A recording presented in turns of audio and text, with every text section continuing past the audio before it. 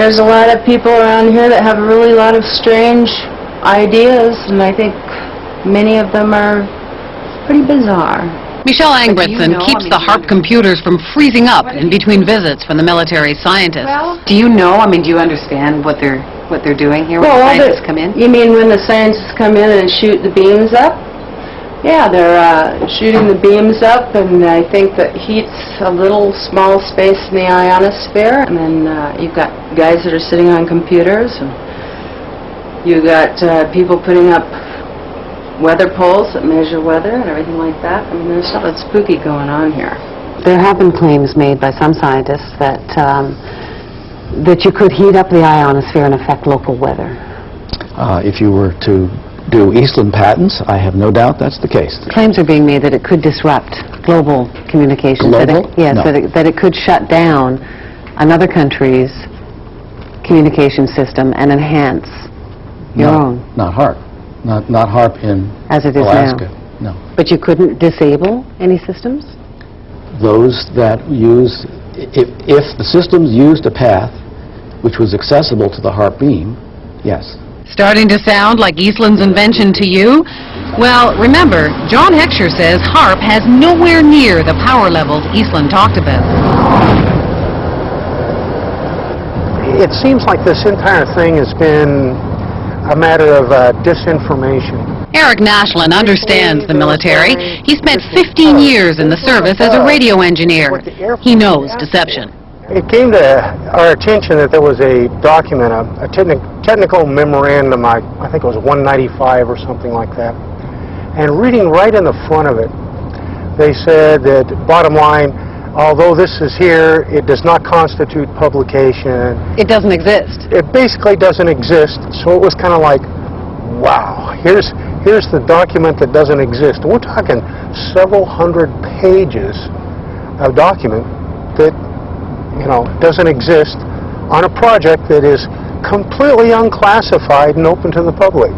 We got it through friendly folks in the right spots, but it really lays out, these are notes from a conference that really break down where they were going to use this technology and how this technology was going to be applied. Remember the 100 billion watts debate? Well, for Nick Begich, this document was pay dirt. And in the document that we uncovered, the actual desired level of these researchers is 100 billion watts, and there we're talking something closer to the order of what Bernard Eastland envisioned.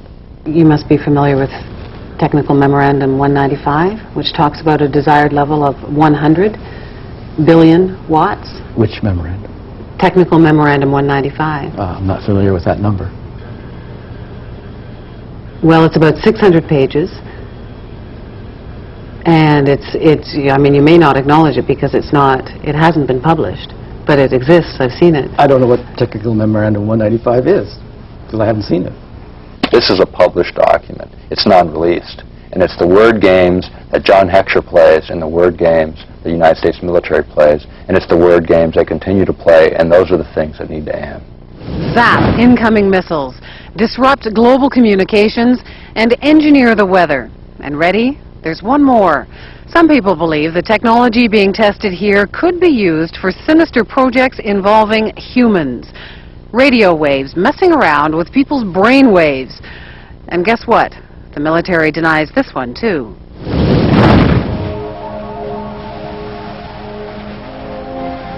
The human mind is subject to being affected by radio frequency energy, and that's what this device is. In other words, you can move the moods of large populations using this kind of technology. So now we have not just maniacs in the Pentagon, but a bunch of Dr. Strangeloves? Pretty weird stuff. But scientists have been experimenting with radio frequencies on animals' brains for decades. And the military has followed it all very closely, especially once it found out the Russians were onto it. It was all kept a deep, dark secret by the two superpowers. Back in the 60s, the Soviets began zapping the American embassy in Moscow with a low-frequency beam. No one knows for sure what they were up to, but one theory is that they were trying to mess with people's central nervous systems. And one report did say the diplomats got depressed a lot. And hey, just think of all the nifty applications against the enemy. Why blow people up when you can drive them crazy?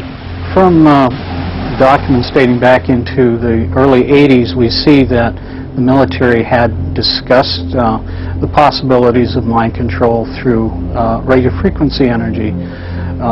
The possibility is there. The military has studied it. A 1982 Air Force report called radio frequency energy a major new research initiative and said that RF can, quote, disrupt normal purposeful behavior.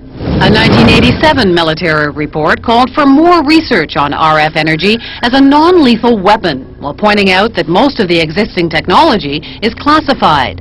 And sure enough, in 1993, there was a big conference at Johns Hopkins University. Here, the entire conference was classified, but the agenda wasn't, and weapons using extremely low radio frequencies, or ELFs, were listed as a very attractive option. Is it just a coincidence that there's been all of this talk and that HAARP will be experimenting with this? Is that all just coincidence? I believe the ability of ELF to affect the mind is a side issue for us. It may be real. I can't say. It's been exceedingly difficult to find information on what is supposed to be a major new initiative of the military. All we see is HAARP. Well, then I'm being kept in the dark, if that's the case. The question is, could they, would they? And we believe they can, and we believe they will. Somewhere, at some point, all of this technology merges at some level within the Pentagon, and it happens to be in Alaska, and it happens to be now. It isn't just conspiracy theorists who are concerned about HAARP. In January of 1999, the European Union called the project of global concern and passed a resolution calling for more information on its health and environmental risks. Despite those concerns, officials at HAARP insist the project is nothing more sinister than a radio science research facility.